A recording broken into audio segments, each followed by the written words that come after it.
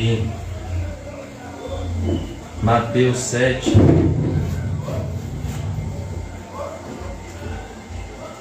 Mateus 7, verso 7. O título do nosso estudo de hoje é Oração, o refúgio do povo de Deus. Oração, o refúgio do povo de Deus. Esse recurso divino sempre foi o escape de todo o povo de Deus em toda a história da humanidade, em períodos de aflição e dificuldades. Não é à toa o que está escrito no Salmo 46, verso 1: Deus é o nosso refúgio e fortaleza, socorro bem presente na hora da angústia. Como esse socorro se manifesta? Por meio da oração. A Bíblia diz em Romanos 10 que todo aquele que invocar o nome do Senhor, ele será salvo. Como essa invocação acontece? Por meio da oração. O homem de Deus do passado, John Bunyan, ele disse que ele podia fazer muitas coisas depois de orar, mas nada sem antes ter orado. Porque Jesus disse: sem mim nada podereis fazer. E é a oração que nos coloca nesse estado de espírito de dependência e submissão a Cristo. É a oração que nos faz enxergar Cristo não só como nosso Salvador, mas como nosso Senhor. Pois o Senhor Jesus diz: por que me chamais Senhor, Senhor, e não fazeis o que eu mando? A oração nos coloca nesse estado de espírito de submissão ao nosso Senhor e Salvador Jesus Cristo. Mateus 7:7. Pedi e dar-se-vos-á, buscai e encontrareis, batei e abrir-se-vos-á. Porque aquele que pede, recebe, e o que busca, encontra, e ao que bate, se abre. E qual dentre vós é o homem que, pedindo-lhe pão, o seu filho lhe dará uma pedra, e pedindo-lhe peixe, lhe dará uma serpente? Se vós, pois, sendo maus, sabeis dar boas coisas aos vossos filhos, quanto mais vosso Pai que está nos céus dará bens aos que lhe pedirem. Verso 12. Portanto, tudo que vós quereis que os homens vos façam, fazei-lhe também vós, porque esta é a lei e os profetas. Antes de começar a exposição desse texto de Mateus, eu queria convidar os irmãos a fazer comigo uma retrospectiva no Sermão do Monte. Vamos voltar para o capítulo 5. E o Sermão do Monte, ele é um dos sermões mais importantes da Bíblia, pois é o sermão mais longo do Senhor Jesus Cristo, onde ele resume tudo aquilo que Deus requer do seu povo aqui na terra.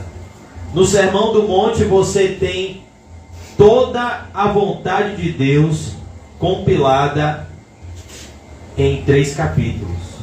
Aqui você tem princípios que são extremamente profundos e transformadores na vida de todo cristão, na vida do povo de Deus. Você tem aqui a vontade de Deus revelada ao seu povo. Verso 1. Qual é a primeira porção do Sermão do Monte? A primeira porção do Sermão do Monte são as bem-aventuranças, que tem 2 propósitos: revelar quem são os filhos de Deus, dividir a humanidade em 2 povos, os filhos de Deus e os filhos do maligno, e não existe o time do meio, só existe aqueles que pertencem a Deus, os bem-aventurados, e aqueles que pertencem ao maligno, os amaldiçoados. Então, as bem-aventuranças têm esse propósito, fazer um retrato falado do que é um cristão verdadeiro, para que você saiba se você é um cristão verdadeiro e se você está rodeado de cristãos verdadeiros, porque Jesus disse que você conhece a árvore pelo fruto. E por que saber se eu estou andando com um cristão verdadeiro ou não é importante? Porque no Salmo de número 1, que começa também com a bem-aventurança, diz que bem-aventurado é o homem que não anda segundo o conselho do ímpio, que não se detém no caminho dos pecadores, nem se assenta na roda dos escarnecedores. Como eu vou saber quem é ímpio e quem não é? Através das bem-aventuranças. Então, as bem-aventuranças, elas são essa descrição dos filhos de Deus, e ao mesmo tempo, nas bem-aventuranças, o Senhor Jesus, ele nos mostra, ele pavimenta para nós o caminho da verdadeira felicidade.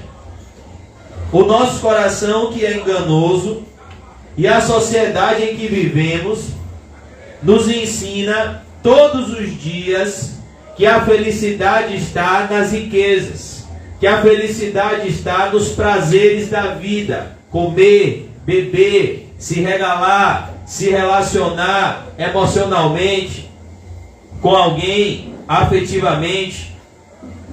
O tempo todo o nosso coração tenta nos pregar essa peça de que a felicidade está numa vida de deleites e prazeres terrenos. E aqui nas bem-aventuranças também o Senhor Jesus vai mostrar a vital necessidade do homem nascer de novo para ver e para entrar no reino de Deus, porque aqui ele vai inverter os valores, mostrando que a felicidade que o homem tanto procura nos prazeres, nas riquezas, nos bens materiais, é encontrada somente em Deus. Nas bem-aventuranças, Jesus nos ensina o caminho também da verdadeira felicidade, que é o oposto do caminho que o mundo diz que é felicidade. O mundo nos apresenta um falso caminho de felicidade, como se a felicidade fosse uma prioridade a ser buscada. A felicidade, não é o que nós vemos no Sermão do Monte, nunca é alcançada quando ela é procurada em primeiro lugar. Isso é uma cisterna rota, como disse Jeremias, que não retém águas. A felicidade só é encontrada quando você prioriza a busca por outra coisa, a busca pela presença de Deus. E então, quando você está na presença de Deus, a felicidade te alcança, sem você precisar procurá-la. Porque feliz é a nação cujo Deus de Israel é o Senhor. Então aqui no Sermão do Monte nós vemos isso. Quem são os filhos de Deus? E o que é ser feliz de verdade? Sabia que a psicologia na década de 80 fez um estudo onde eles procuraram quem era a figura humana que mais poderia representar um estado de verdadeira felicidade. Eles procuraram entre todas as pessoas, entre ímpios, crentes, pobres, ricos, e eles chegaram à conclusão que o homem mais feliz que eles conseguiram encontrar na história da humanidade foi um cristão, o apóstolo Paulo. E a razão é que a fonte de felicidade dele não estava em nenhuma circunstância ao qual ele se encontrava. A fonte da felicidade dele era Deus, era Cristo. E aqui nós vemos Jesus vendo a multidão, ele subiu a um monte. Jesus, ele estava diante de uma grande multidão e ele sobe a um monte por dois motivos. O primeiro é um motivo geográfico e físico. Naquela época não existia microfone para que a voz de Jesus alcançasse toda a multidão. Ele usa a posição do monte, a geografia do monte, para que o vento levasse a sua voz a todos os ouvintes. E o segundo significado é um significado espiritual. Ele vem para revelar ao homem a graça de Deus. Ele vem para exaltar o homem, a presença de Deus. Como aquele que é superior a Moisés. Moisés desce do monte e traz a lei, que revela o pecado do ser humano. Jesus sobe ao monte e revela a graça de Deus, que é aquela que salva o ser humano dos seus pecados. O único meio de salvação é a graça, mediante a fé. Se não fosse pela graça, ninguém seria salvo. Então Jesus sobe a um monte e, assentando-se, ele se assenta como o próprio Deus. Aproximaram-se dele os seus discípulos. Então aqui nós vemos dois públicos que estavam diante de Jesus: a multidão e os discípulos. E Jesus está sempre seguido, rodeado desses dois grupos. Aqueles que seguem a ele por conveniência, a multidão, e aqueles que seguem a ele por amor e de todo o coração, os discípulos. A multidão, ela está ouvindo Jesus para especular, para ver o que Jesus vai trazer de benefício para si.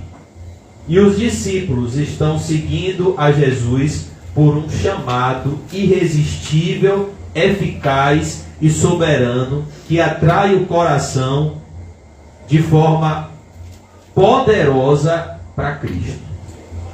De tal forma que a pessoa não consegue ir para outro lugar a não ser para perto de Cristo. O chamado irresistível, a graça de Deus, ela é como um imã. Quando ela captura o coração, esse coração tem um imã com Cristo.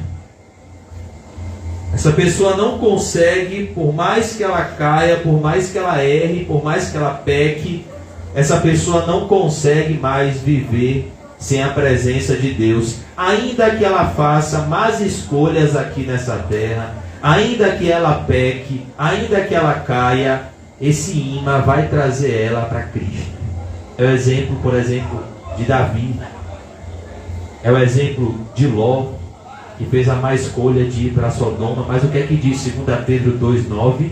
E o justo Ló, todos os dias, se afligia com o que via e ouvia em Sodoma. Então, os discípulos são esses homens que estavam perto de Jesus por amor. Eles não queriam, a não ser Judas, eles não queriam extrair de Jesus algo. Eles estavam aqui para se oferecer a Jesus. E foi isso que eles fizeram. Com a exceção de Judas, todos eles perderam a sua vida por amor de Cristo e do Evangelho. Mas na verdade, eles acharam a verdadeira vida. Porque todo aquele que tentar salvar a sua vida, perdê-la. Mas aquele que perder, é o caso dos discípulos, a sua vida por amor de Cristo e do Evangelho, encontrá-la.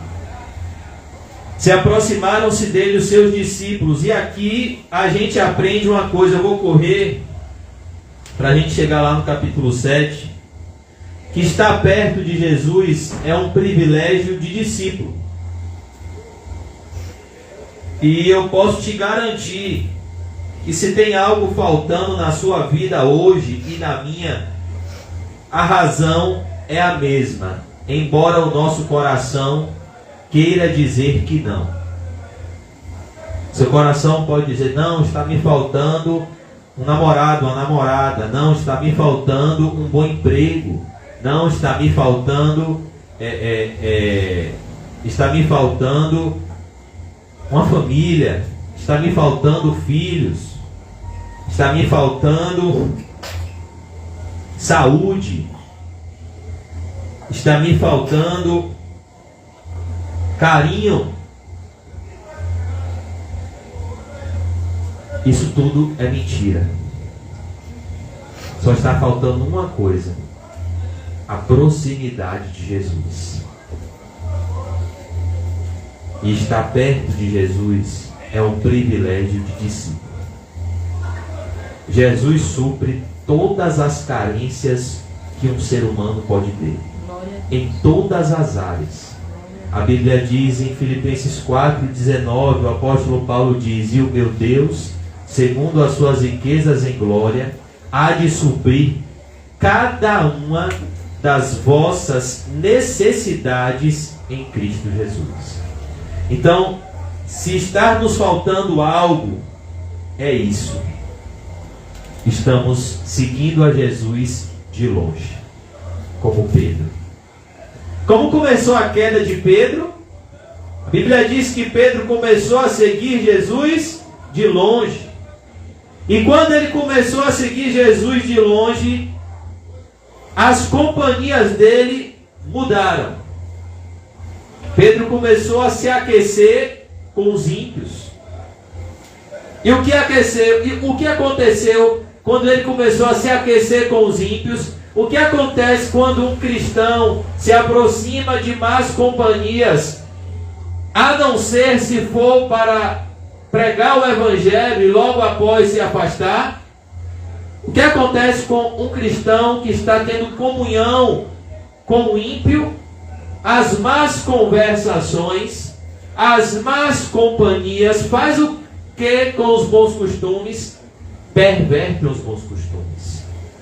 Imediatamente Pedro negou Jesus e chegou a jurar que nunca conheceu a ele.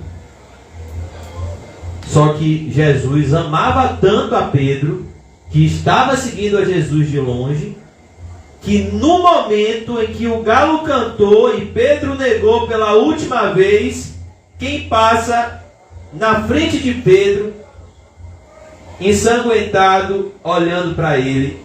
Jesus. E então a consciência de Pedro se lembrou do que Jesus disse: Pedro, antes que o galo cante 2 vezes, você me negará 3 vezes. E então Pedro, caindo em si, chorou amargamente. Perceba, irmãos, que a proximidade de Jesus, ela muda tudo. Muda tudo. Mas ela muda tudo de dentro para fora. De nada adianta eu passar aqui 1 hora pregando, se você entrou aqui distante de Jesus e vai sair daqui distante de Jesus. O que nós precisamos é da proximidade de Jesus. E para estar perto de Jesus é necessário ser um discípulo.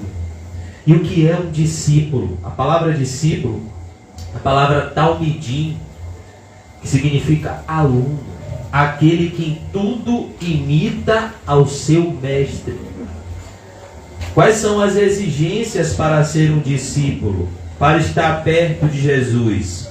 Em primeiro lugar, enxergar-se como o pior vilão da história da humanidade. O primeiro requisito para ser um discípulo é se enxergar como um monstro. É ter desapego e um ódio santo daquele que você vê no espelho.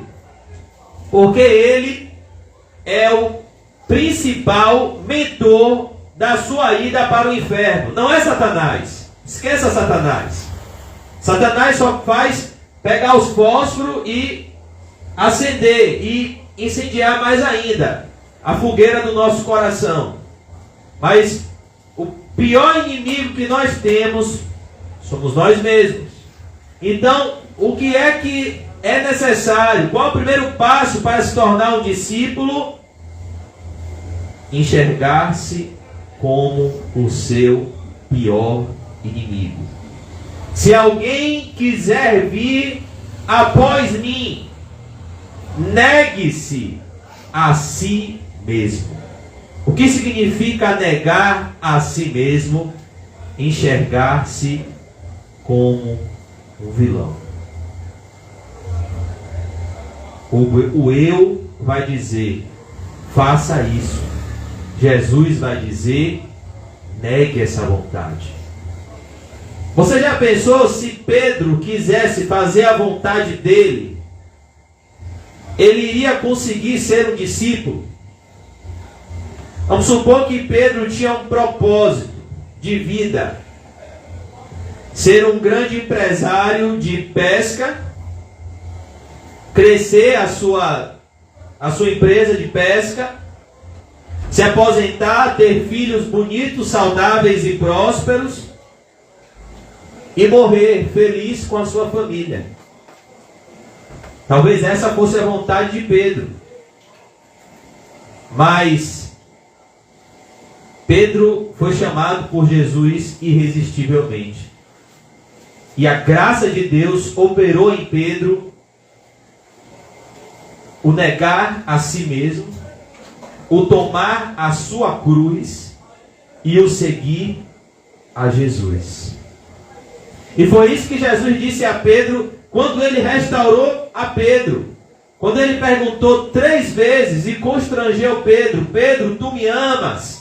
Apacenta, Pedro, as minhas ovelhas. E foi isso que Jesus disse: olhe, Pedro, quando você era mais novo, quando você não era meu discípulo, antes de eu chamar você e André lá do mar da Galileia, você vestia-se como você queria. Você ia para onde você queria ir. E você fazia o que você queria fazer. Mas de agora em diante, Pedro, outro te vestirá e te levará para um lugar que você não quer ir. João 21:18. O que é que diz lá o texto? Isto dizia Jesus a respeito do gênero de morte que Pedro iria glorificar a Deus, crucificado de cabeça para baixo. Esse é um verdadeiro discípulo. Negar-se a si mesmo. Existem vontades e sonhos nossos que Deus não vai fazer para o nosso bem. Vou dar só um exemplo. Todo jovem sonha em casar. Jeremias queria casar. Deus disse: Jeremias, para você não. Você não vai se casar. Você é todo meu. E eu vou trazer uma grande destruição. Eu vou matar todo mundo. E você precisa se consagrar a mim para trazer a minha mensagem ao povo. Jeremias capítulo 16. Deus disse a Jeremias: isso para você, Jeremias, não. Então, existem vontades nossas que, se quisermos seguir o chamado de Cristo, Deus não vai fazer, porque Ele nos ama. Negue-se a si mesmo. Tome a sua cruz. O que significa tomar a cruz? Morrer. Morrer para as paixões carnais. e siga-me. E seguir a Jesus de pé. Esses são que estão perto de Jesus. Aproximaram-se dele os seus discípulos. Enquanto o nosso coração não for trocado e a nossa visão não for mudada, nós enxergaremos vida na morte e morte na vida. Nós enxergaremos bênção como maldição e maldição como bênção. Por exemplo, no Evangelho de Lucas, no capítulo 6, é o Evangelho que completa essa passagem, Jesus traz as bem-aventuranças de forma mais exemplificada, precisa e completa. Lucas completa cada bem-aventurança com um ai de Jesus, mostrando que existe a descrição do Filho de Deus, mas existe a descrição do filho do demônio. Existem os filhos do reino, o trigo, existem os filhos do maligno, o joio. E como é que Jesus descreve o joio? Aqueles que nós, eu me incluo, queremos ser. Primeira descrição dos filhos do maligno, Lucas 6, 24. Ai de vós, os ricos, porque já tendes a vossa consolação. Quem aqui não quer poupar-se de preocupações materiais com uma grande quantidade de dinheiro? Mas esse é o caminho de estar debaixo da ira de Deus. Ai de vós os ricos, é o que Jesus diz. Ai de vós os ricos. Por quê? Porque já tendes a vossa consolação. A riqueza vai ser o melhor de Deus que você vai receber. E pode esbaldar. Porque quando você morrer, a queda vai ser enorme. O Senhor Jesus diz: ai de vós, os que estão sorrindo, se banqueteando no pecado. Ai de vós que são felizes, porque vocês virão a chorar. A felicidade momentânea do pecado. E o Senhor Jesus diz: ai de vós, os que estão fartos em seus próprios prazeres, vocês virão a ter fome um dia. Ai de vós, quando todos vos louvarem, assim fizeram os antepassados com os falsos profetas. Tudo o que a gente quer: riqueza, felicidade momentânea,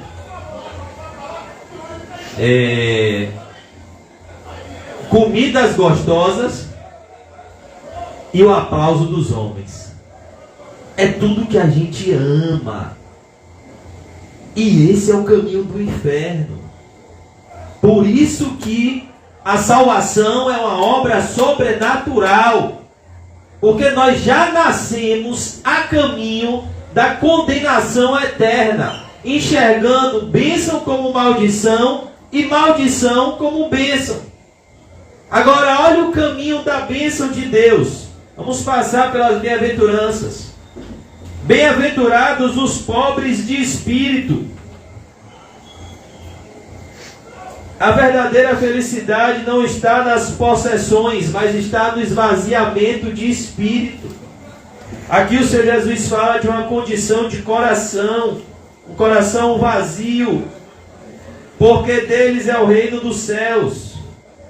Bem-aventurados os que choram, felizes os que choram. Por quê? Porque os que choram estão sempre perto de Jesus. Se tem uma coisa que traz Jesus para o seu lado, que leva você para o colo de Jesus, é um coração contrito. a um coração quebrantado, Deus não rejeita. É o que disse Davi no Salmo 51. Por isso o Senhor Jesus diz: bem-aventurados os que choram, aqueles que se arrependem dos seus pecados com lágrimas, são consolados com o perdão e a misericórdia de Deus. Felizes são os mansos, felizes são os pacíficos, os mansos, porque eles herdarão a terra. Felizes são os que têm fome e sede de justiça, porque eles serão fartos. Felizes são aqueles que se alimentam daquilo que é certo, se alimentam da palavra de Deus, de uma vida justa. Eles são satisfeitos com Cristo. Felizes são os misericordiosos, eles alcançarão misericórdia. Felizes são os limpos de coração, eles verão a Deus. Felizes são os pacificadores, porque eles serão chamados filhos de Deus. Felizes são os que sofrem perseguição por causa da justiça, porque deles é o reino dos céus. Aqui está as características do povo de Deus. Características que muitas vezes os homens naturais enxergam como uma vida derrotada. Como você acha que um ímpio vê? Um ímpio poderoso que se deleita em seus prazeres olha para um humilde cristão chorando. Olha para lá, frustrado, um derrotado. Mas como Jesus vê, ali vai um bem-aventurado. Porque ele está arrependido dos seus pecados. Ele está dando frutos dignos de arrependimento. Por isso que a verdadeira felicidade não é compreendida pelo homem natural. É por isso que o homem sem Deus é um cadáver. É um homem morto em delitos e pecados. E a vida espiritual nos traz para esse caminho de paz de espírito, de felicidade, irmão. A felicidade não está nos bens materiais, de jeito nenhum. A felicidade não está em relacionamentos, de jeito nenhum. A felicidade está num correto relacionamento com Cristo. Uma pessoa que tem Cristo, ela tem tudo. Tudo que ela precisa ter nessa vida e por toda a eternidade. Uma pessoa que tem Cristo é como uma pessoa que já ganhou na Mega Sena, o dinheiro está na conta, mas ela não pode sacar. Ela só vai sacar na data específica. Isso é só uma comparação muito pobre, porque uma Mega Sena é muita pobreza comparado com o que Deus tem preparado para os seus. Então, uma pessoa que tem Cristo tem uma herança inimaginável e que a mente humana não pode definir. É por isso que o apóstolo Paulo, quando foi no céu e voltou, ele disse: o que eu vi lá é indizível por palavras. Não é lícito ao homem falar, porque é uma glória que nenhuma comparação humana pode expressar. Deus recebe um cristão no céu da mesma forma que ele recebe a Cristo, que ele recebeu a Cristo. Um cristão não chega no céu como um servo somente, ele chega no céu como um filho. Lembra do filho pródigo? Ele era filho. Quando um crente chega no céu, ele chega no céu para receber um reino. Quem já leu Apocalipse? Os servos de Deus reinarão com Cristo. Por isso que a posição de um verdadeiro cristão, irmãos, é superior à posição dos anjos. Por isso que o apóstolo Paulo diz: Bendito seja o Deus e Pai de nosso Senhor Jesus Cristo, que já nos abençoou com toda a sorte de bênçãos espirituais nas regiões celestiais. Por isso que quem tem Cristo tem tudo. E tudo para ser feliz. Quem tem Cristo tem tudo para viver uma vida maravilhosa no céu e aqui na terra também. Porque a fonte de prazer não é nada dessa vida, é Cristo. Quando Jesus disse: eu vim para que tenham vida e vida com abundância, é essa abundância, a abundância do Espírito Santo. Mesmo em meio às aflições e tribulações. Bem-aventurados que sofrem perseguição por causa da justiça, porque deles é o reino dos céus. Bem-aventurados sois vós quando vos injuriarem, perseguirem, mentindo, disserem todo mal contra vós por minha causa. Exultai e alegrai-vos, porque é grande o vosso galardão nos céus, porque assim perseguiram os profetas que foram antes de vós. Aqui está o caminho da verdadeira felicidade. Eu vou só fazer a leitura agora do restante do sermão. Essa primeira porção nós vemos quem são os cristãos. Isso tudo aqui devem ser características que a nossa vida deve apresentar antes da gente chegar no céu. Então, se você chegar no seu leito de morte, e no leito de morte essas bem-aventuranças não estiverem na sua vida, você está em perigo. Pode ser que você seja salvo, como pelo fogo, como Sansão, como ladrão da cruz. Pode ser. Mas a morte não faz o milagre de mudar o estado de ninguém. Temos que tomar muito cuidado com o arrependimento no leito de morte, porque na maioria das vezes ele é falso. Na maioria das vezes ele é só uma tentativa de fugir do inferno. Mas ele não é acompanhado de frutos. O tempo de dar fruto é agora. Então, as bem-aventuranças devem ser vistas em nós, por nós mesmos, para que tenhamos a paz de espírito de saber que estamos indo rumo à casa do Pai. Como o irmão Paulinho que está indo para lá em espírito. ele tá orando por mim, irmão. É por isso que ele está assim, com o olho fechado. Ó, como ele disse outro dia quando foram repreender ele, que ele estava com o olho fechado, ele disse: ó, a fé vem, ó, pelo ouvir. Meu olho está fechado, mas meu ouvido está aqui bem atento. Verso 13.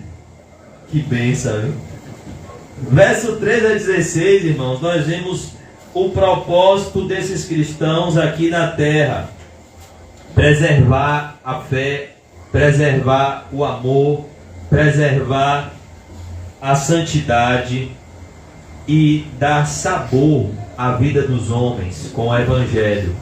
Vós sois o sal da terra, e se o sal for insípido, como se há de salgar? Para nada mais presta, senão para se lançar fora e ser pisado pelos homens. O cristão que abandona o cristianismo se torna motivo de escárnio diante de todos, porque começam a falar dele, como Jesus fala na parábola: esse homem começou a construir, mas não pôde terminar a construção. Vós sois a luz do mundo. Não se pode esconder uma cidade edificada sobre o monte, nem se acende a candeia e se coloca debaixo do alqueire, mas no velador, e dá luz a todos que estão na casa. Esse é o propósito do cristão, o mesmo propósito dessa luz: trazer esclarecimento, conhecimento, trazer o Evangelho para a vida das pessoas. Assim resplandeça a vossa luz diante dos homens, para que vejam as vossas boas obras e glorifiquem o vosso Pai que está nos céus. Esse é o chamado do cristão. brilhar a luz de Cristo numa geração pervertida e corrupta. Glorificar a Deus através de boas obras. E agora, a partir do verso 17, nós vamos ver a relação do cristão com a lei. Como o cristão se relaciona com a lei. E como Jesus chama os cristãos a uma santidade, não só de aparência, mas de coração. Não cuideis que vim destruir a lei ou os profetas, não vim abrogar a lei, mas cumprir, porque em verdade vos digo que até que o céu e a terra passem, nem um jota ou um tio se omitirá da lei sem que tudo seja cumprido. Qualquer, pois, que violar um destes menores mandamentos e assim ensinar aos homens, será chamado o menor no reino dos céus. Aquele, porém, que os cumprir e ensinar, será chamado grande no reino dos céus. Porque vos digo que se a vossa justiça não exceder a dos escribas e fariseus, de modo nenhum entrareis no reino dos céus. E esse verso 20 é um verso chave para a compreensão de todo o sermão do monte. Porque aqui Jesus quer mostrar no sermão a justiça de Cristo em oposto à justiça própria dos fariseus. Ele quer mostrar aqui o que a justiça de Cristo, a vida que a justiça de Cristo produz nos regenerados. Uma vida de piedade verdadeira, piedade que vem do coração. Pessoas que não combatem só o pecado para manter uma boa reputação, como era o caso dos fariseus, mas pessoas que combatem o pecado interiormente, porque de fato amam a Deus. E Deus é santo, santo, santo. E quem ama a Deus, inevitavelmente odeia a prática do pecado. Porque o pecado é uma ofensa direta a Deus. Então toda vez que eu e você pecamos, não é o nosso próximo que ofendemos. Como disse Davi, pequei contra ti somente pequei. Toda vez que nós transgredimos a lei de Deus, nós estamos ofendendo diretamente ao próprio coração de Deus. Nós estamos, é como aquele soldado que furou Jesus. Nós estamos furando Jesus, maltratando Jesus. Por isso que o pecado é tão maligno. Porque ele é uma ofensa direta à pessoa de Deus, que é a fonte de todo o bem. E infelizmente é a fonte das maiores ofensas de criaturas que ele criou, que ele revelou amor, que ele dá respiração, fôlego de vida e tudo mais. São essas criaturas que ofendem a ele todos os dias com pecados que suscitam tristeza em Deus e ao mesmo tempo suscitam a ira de Deus. E é por isso que o livro do Apocalipse está escrito. Se Deus permitir, nós vamos estudar ele novamente quando terminar o Sermão do Monte. Porque Apocalipse é sempre oportuno. E cada vez mais ele vai se tornar real. Cada vez mais Apocalipse vai sair de uma alegoria e vai se tornar real nas nossas vidas, na realidade de vida do povo de Deus e na sociedade em que vivemos. Então no verso 20 Jesus mostra essa justiça. O verso 21: ouviste que foi dito aos antigos, não matarás, mas qualquer que matar será réu de juízo. Eu porém vos digo que qualquer que sem motivo se encolerizar contra seu irmão será réu de juízo. Relacionamento com o próximo. E qualquer que chamar seu irmão de raca será réu do sinédrio. E qualquer que lhe chamar de louco será réu do fogo do inferno.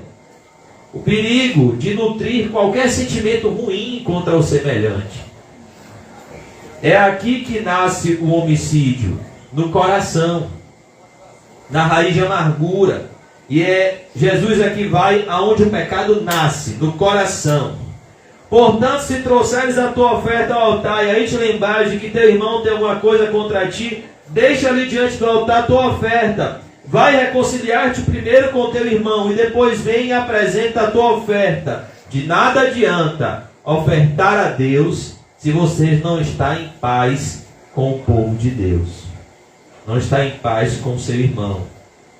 Deus não quer sacrifícios. Ele quer obediência, misericórdia. Concilia-te depressa com teu adversário, enquanto estás no caminho com ele, para que não aconteça que o adversário te entregue ao juiz, e o juiz te entregue ao oficial, e te encerrem na prisão. Em verdade te digo que de maneira nenhuma sairás dali enquanto não pagares o último ceitil.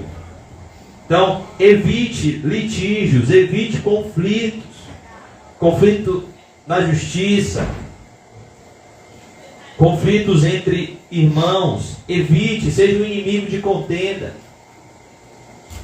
Verso 27, ouvis que foi dito aos antigos, não cometerás adultério. Eu, porém, vos digo, que qualquer que atentar numa mulher para cobiçar, ou a mulher que atentar num homem para o cobiçar, já em seu coração cometeu adultério com ela. É por isso que aqui na igreja, de forma sábia, eu creio, nós sempre fomos direcionados de que não pode existir amizade profunda entre homem e mulher. Porque o cristão combate o pecado no coração. Então, você quer ter uma comunhão mais profunda? Você é homem, procure um irmão. Você é mulher, procure um irmão. Por quê? Porque o cristão combate o pecado no coração. E não sei vocês, mas eu sou fraco, fraquíssimo. E é por isso que a Bíblia diz que eu não posso fugir só do mal. Eu tenho que fugir da aparência do mal. Então isso não é falta de amor. Isso é verdadeiro amor. Então, por quê? De que adianta? Ninguém sabe que eu estou adulterando. Mas Deus sabe. E se Deus sabe que eu estou adulterando e eu estou distante de Jesus, eu já perdi a maior riqueza, que é a comunhão com Deus. Então de que adianta eu botar uma máscara e vir para a igreja? De que adianta, irmãos? É o que disse Jeremias, o sermão de Jeremias na porta do templo. Jeremias 7, 8 e 9, o sermão do templo. O templo não significa nada se o nosso coração está distante de Deus. Qualquer que olhar para uma mulher, você olhou, cobiçou, cometeu adultério. É perigoso, é perigoso. A amizade entre homem e mulher é muito perigoso. E é melhor alertar do que depois, quando a tragédia acontecer, ter que sofrer as graves consequências do pecado. A Bíblia diz que tem situações que o homem deve evitar. Tem um Provérbios 6, que diz assim: pode o homem andar sobre brasas sem o seu pé se queimar? Não.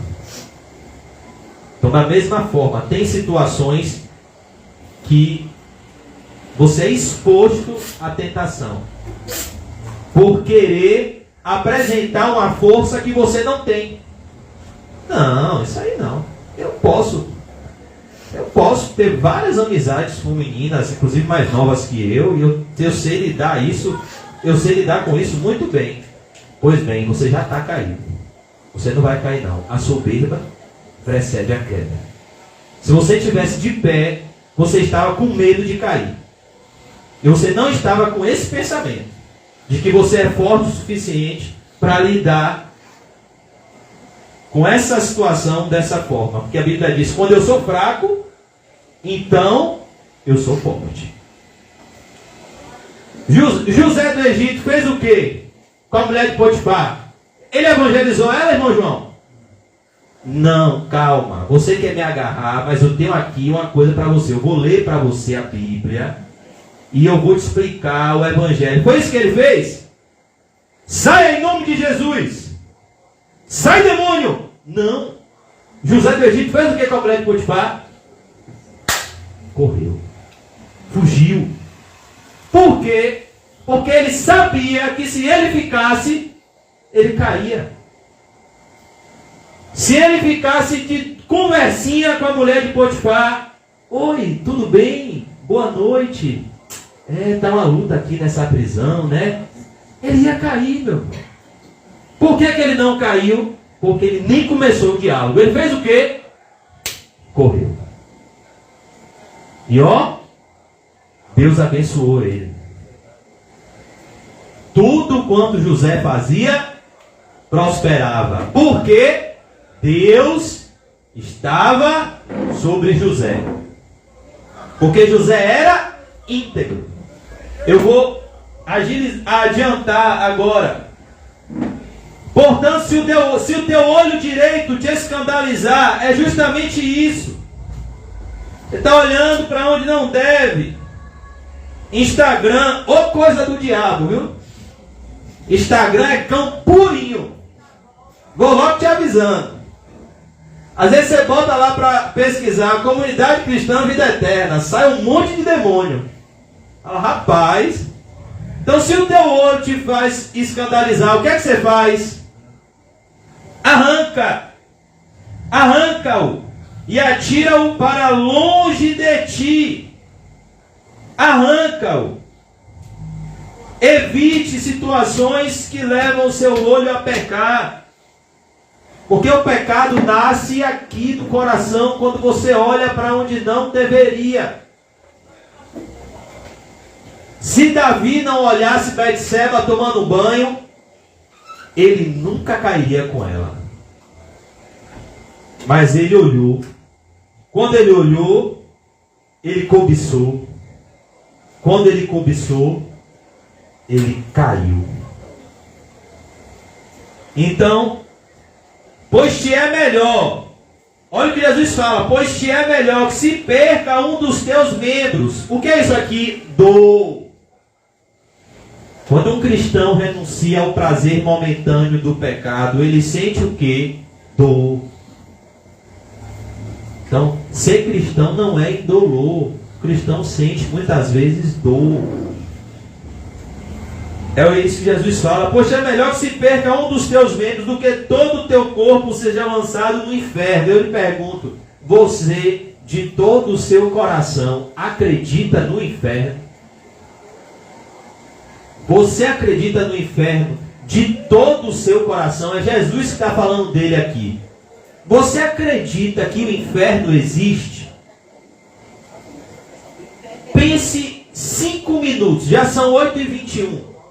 Nem sei se vai dar tempo de falar sobre oração. Mas eu quero que você pare tudo agora na sua mente. E comece a pensar no inferno.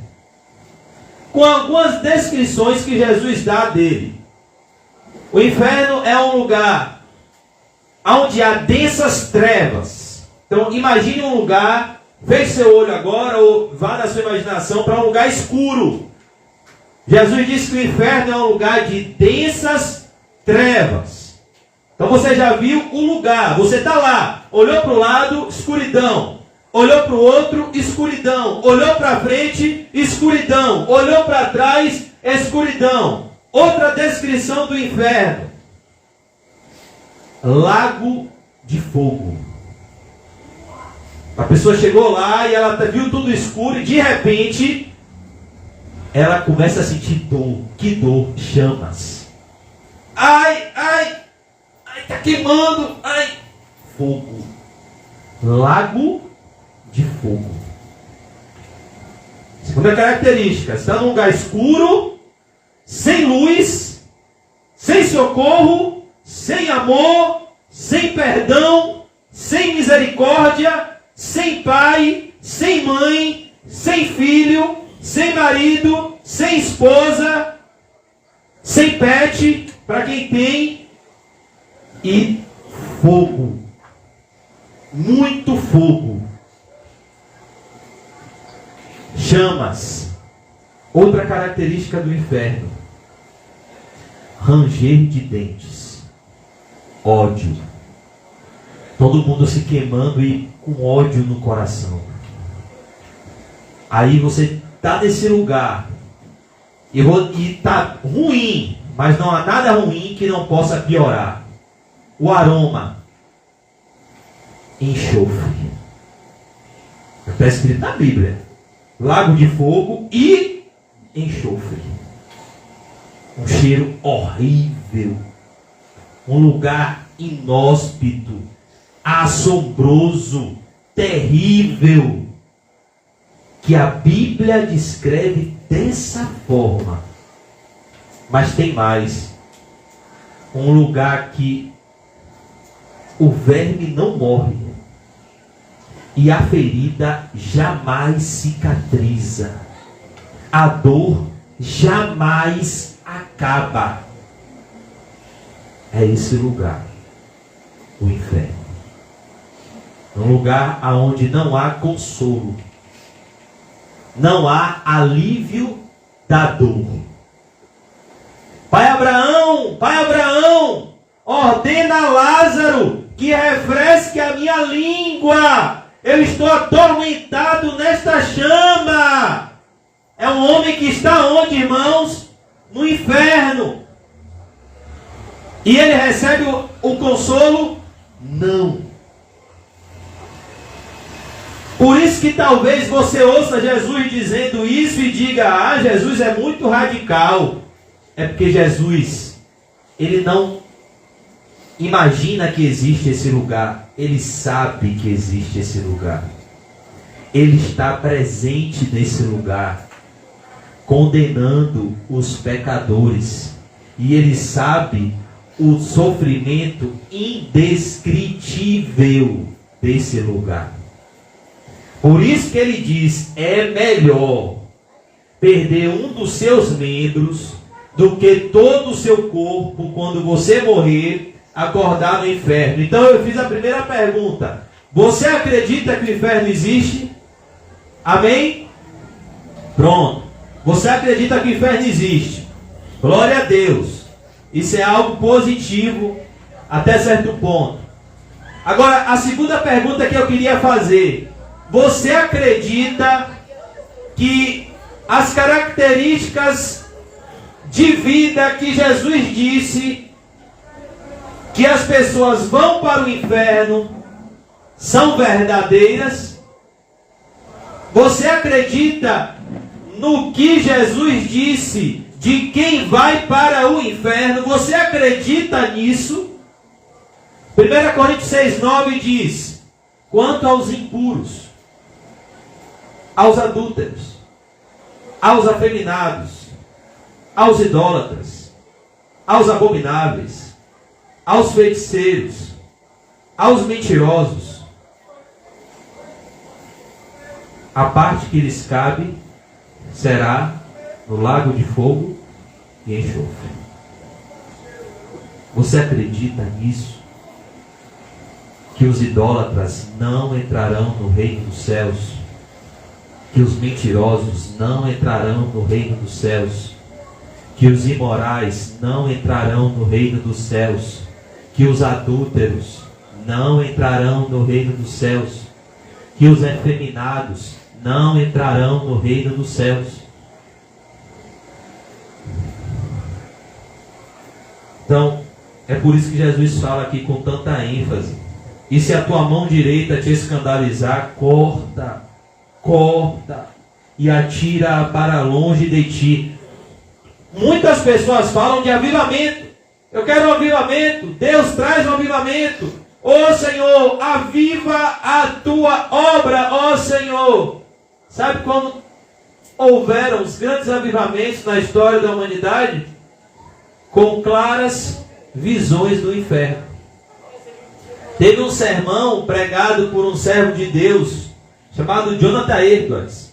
E o nome desse sermão chama-se Pecadores nas Mãos de um Deus Irado. Esse sermão está disponível até hoje. Eu tenho ele lá em casa.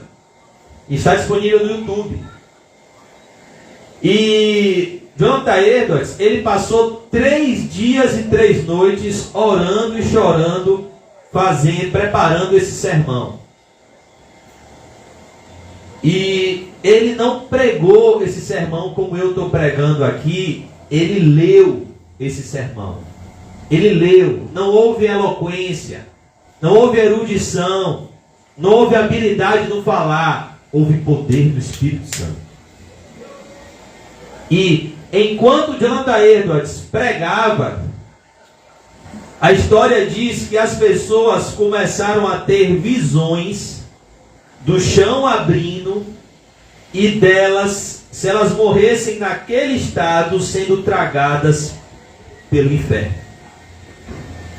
E a história diz que as pessoas começaram a gritar, começaram a chorar, começaram a soluçar e a dizer: Senhor Edwards, por favor, pare de pregar. Nós não estamos aguentando. Nós estamos indo para o inferno. E naquela noite, essas pessoas foram para casa desesperadas, em soluços. No outro dia, elas abandonaram seus ídolos, abandonaram suas velhas vidas, e elas foram para a igreja com um propósito: eu quero servir a Deus com temor e tremor. Eu quero servir a Jesus.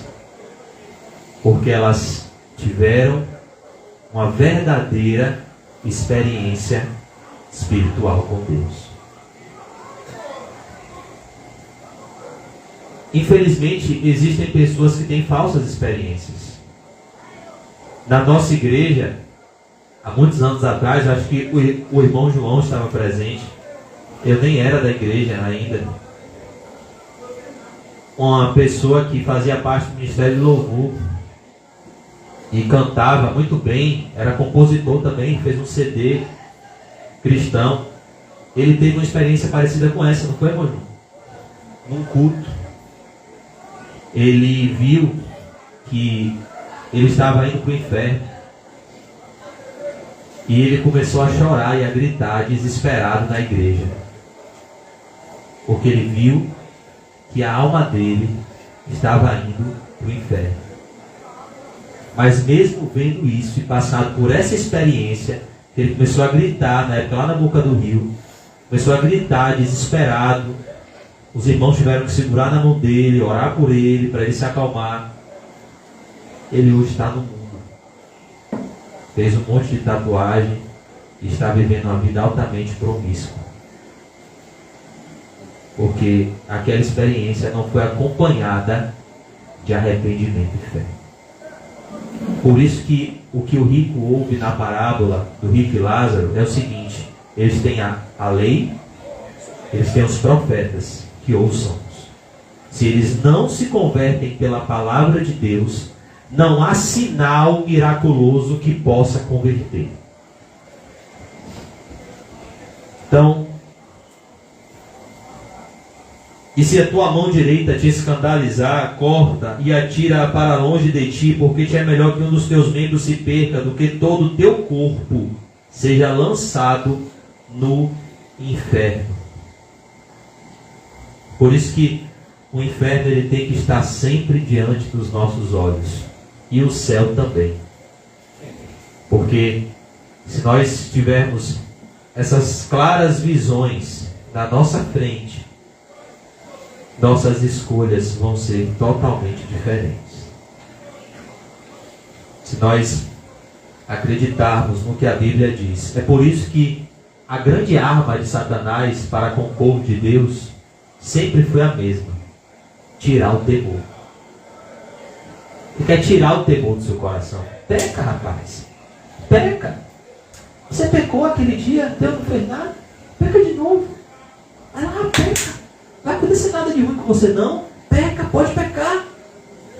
É o que ele fez com Eva, Gênesis 3:4. Mentira, Eva, você não vai morrer não. Certamente não morrereis.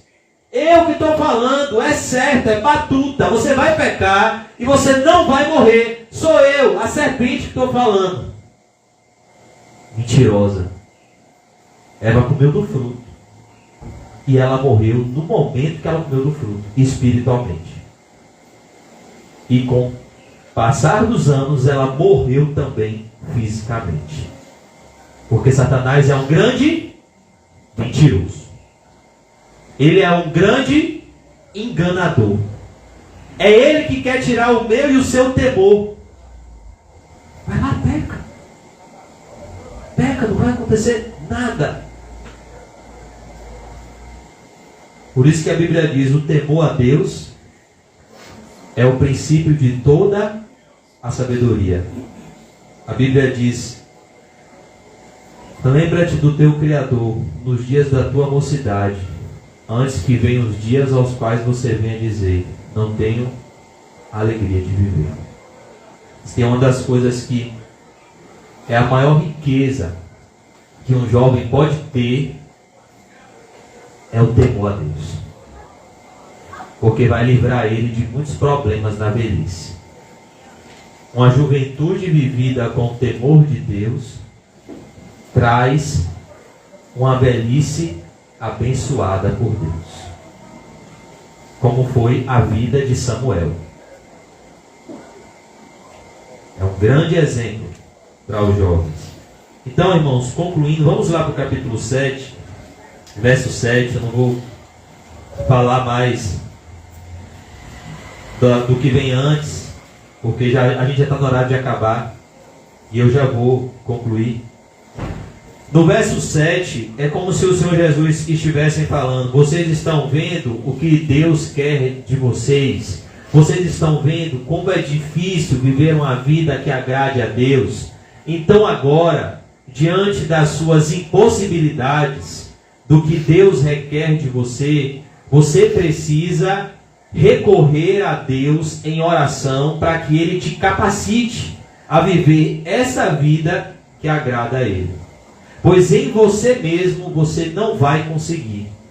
É por isso que ele diz aqui no verso 7, pedi e dá-se-vos-á, buscai e encontrareis. O Senhor Jesus está falando de quê? Oração, capacitação do alto para cumprir a vontade de Deus. O Evangelho de Lucas, o capítulo 11, eu não vou lá, mas no Evangelho de Lucas, capítulo 11, verso 13, Jesus, ele complementa essa passagem, é uma passagem correlata a essa, que explica ela, aonde o Senhor Jesus diz as mesmas palavras, mas Lucas conclui com a afirmação que explica essa do capítulo 7 de Mateus.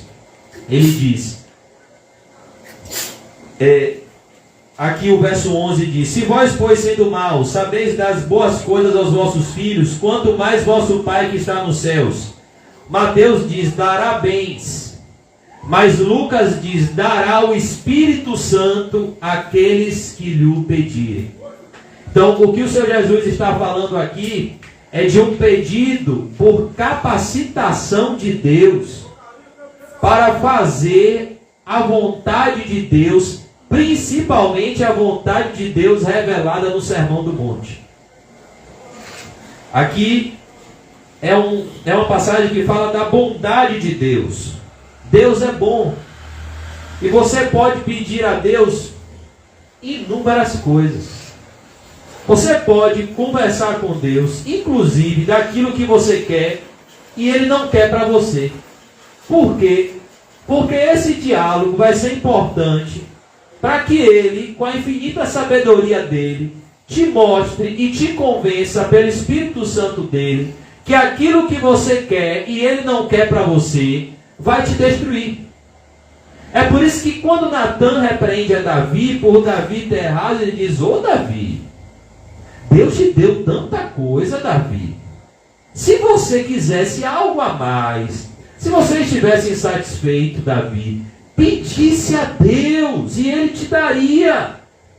Ou seja, converse com Deus cada detalhe que está te deixando insatisfeito. Qual é a razão da sua insatisfação hoje? Você não deve ter vergonha e dizer, não, Deus é muito espiritual, Ele é muito santo. Eu vou dizer a Ele que eu estou sentindo falta de um companheiro, de uma companheira. Não, eu tenho até vergonha de falar esse assunto com Deus. Deus é santo. Mas quem foi que criou a auxiliadora de Adão, rapaz? Não foi Deus? Não, eu tenho vergonha de falar com Deus, rapaz. Eu estou precisando de um dinheiro aí para pagar um boleto. Eu tenho vergonha porque Ele já escreveu lá na palavra que se eu buscar o reino dele, a sua justiça, Ele vai me acrescentar tudo. Eu falar isso com Jesus? Não. Eu vou pedir a Ele para eu pregar o evangelho no mundo inteiro. Mas eu pedi para... Chegou o boleto lá em casa do plano de saúde de minha mãe, eu vou conversar isso com Deus? Não. Converse tudo. Tudo com Ele. Porque até quando Ele diz não, convencendo que esse não é para o bem. Foi o que Ele fez com Jó. Ele não explicou a Jó por que Jó sofreu tanto. Mas Ele revelou a Jó o seu poder e quem Ele era. Então Jó foi convencido através da grandeza de Deus, de que a vontade de Deus era boa, perfeita e agradável, e de que Deus tudo pode e nenhum dos teus planos podem ser frustrados. Então converse, irmão. Peça a Deus tudo. Tudo. Conte a Jesus tudo. Porque Ele se agrada de sinceridade. E Ele odeia hipocrisia.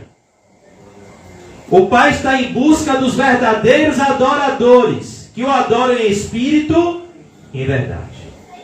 A Bíblia diz que a mulher do fluxo de sangue contou tudo para Jesus. Jesus parou. Os discípulos queriam seguir. Jesus parou e disse: alguém me tocou, porque de mim saiu virtude. Ele procurou saber quem foi a mulher que quando tocou na orla do manto de Jesus, se arrastando, imediatamente sua hemorragia foi curada. Ela que há 12 anos padecia e gastou tudo que tinha com os médicos, quando ouviu falar de Jesus, foi correndo atrás dele. E mesmo com as impossibilidades e os apertos da multidão e a fraqueza de uma mulher, o desejo de se encontrar com Jesus foi mais forte. E ela, se arrastando, tocou na orla do manto de Jesus. E Jesus para tudo, para a caminhada, para os discípulos e disse: alguém me tocou, porque eu percebi que de mim saiu virtude. Alguém me tocou com fé, de forma diferente. E ele para. Sabe como a mulher estava? Tremendo. E ele para conversar com aquela mulher. E a Bíblia diz lá em Marcos capítulo 5, que essa mulher contou a Jesus toda a verdade. Talvez os discípulos inquietos, agoniados, querendo ir embora. E Jesus: eu não estou com pressa. Ele parou.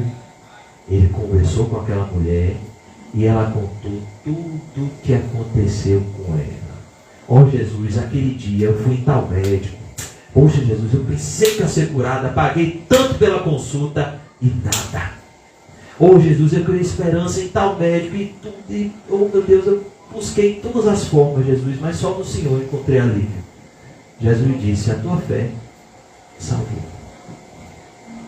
O que tinha nessa mulher?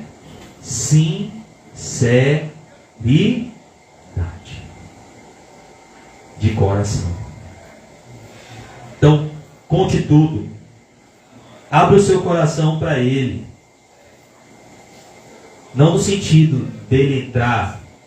Quando eu falo abrir o seu coração para Ele, é no sentido de você descortinar tudo e dizer: pegue suas contas, pegue conta de telefone, fatura do cartão, Paulinho, mercado, pegue tudo e bote assim: Jesus, aqui eu não tenho condições de pagar nada, mas o Senhor criou o céu e a terra e é poderoso para pagar essa conta.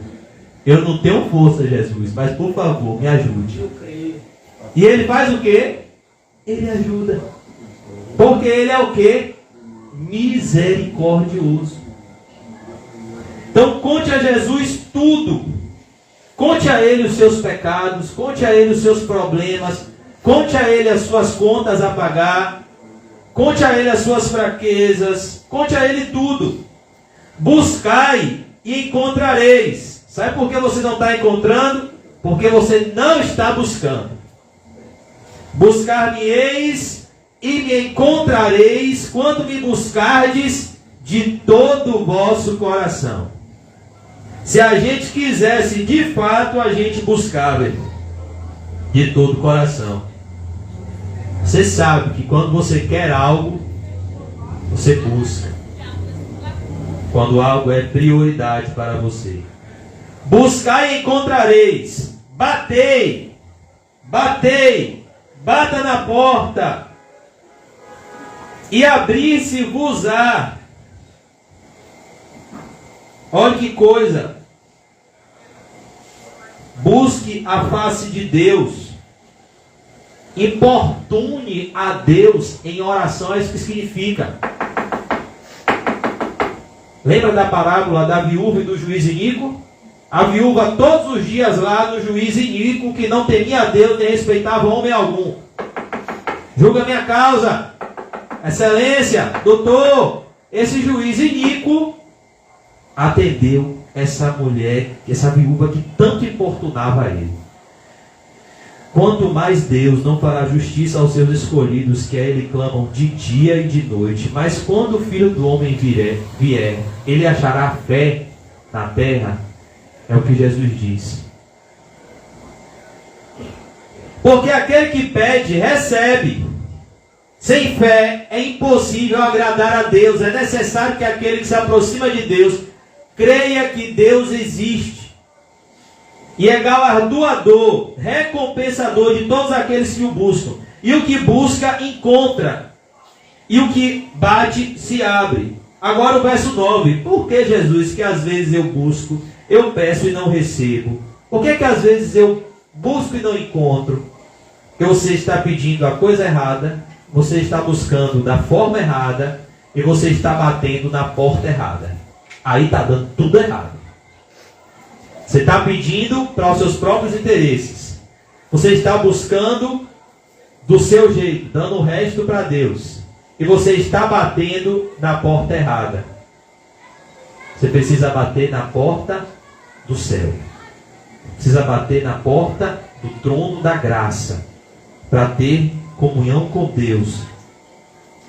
E qual dentre vós é homem que, pedindo-lhe pão, seu filho lhe dará uma pedra? Ou seja, se o seu filho lhe pedir um pão, você vai dar uma pedra, sabendo que a pedra, quando ele comer, pode matar ele? Não. Tem coisas que nós pedimos a Deus que Ele sabe que vai nos matar espiritualmente. Então, Ele diz o quê? Um bonito não. Porque Ele sabe que se Ele abrisse essa porta, dentro dessa porta estava escrito: morte eterna, condenação eterna. Então Ele deixa a porta fechada para o nosso bem. Porque quando as portas se fecham na terra, a porta do céu está aberta. Não é o que aconteceu com o filho pródigo? As portas aqui da terra se fecharam. Buscou emprego em todos os lugares, não achou. O emprego que achou não recebia nem salário e nem comida. Ele desejava as comidas que as alfarrobas dos porcos, e ninguém lhe dava nada. E então ele se lembrou do seu pai. E ele voltou para a casa do pai. Então tem coisas que pedimos, irmãos, que é para o nosso mal, é para a nossa destruição. E por isso Deus diz: eu não vou dar, porque isso vai lhe matar e porque eu te amo. E tem coisas que a gente só vai entender de fato lá no céu. que até o leito de morte, não sei se eu vou morrer de câncer, de alguém que vai me dar um tiro, uma facada. Mas eu sei que tem coisas que eu acho que até o leito de morte a gente fica, ô Jesus, por que você não me deu isso? Por que você não fez isso? Aí você chega no céu e diz, rapaz, glória a Deus, Jesus, que você não me deu aquilo. Glória a Deus que você não fez o que eu queria. A sua vontade é muito melhor do que a minha.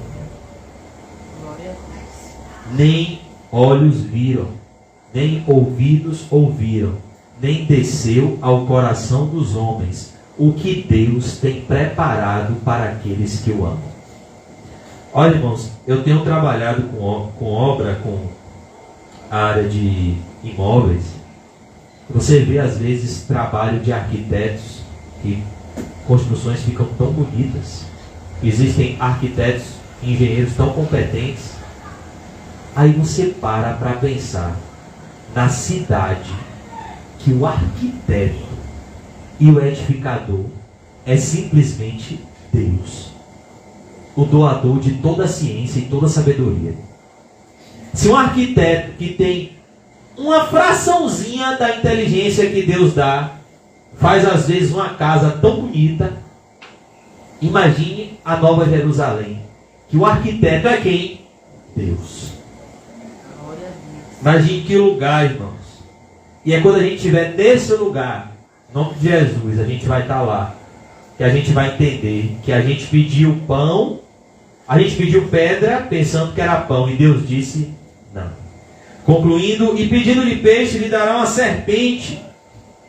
Olha como tem coisas que são maléficas para a gente. Se vós, pois, sendo maus, olha o que nós somos, maus, sabeis dar boas coisas aos vossos filhos, mesmo diante de toda a nossa maldade, um pai quer bem o seu filho, uma mãe quer bem o seu filho.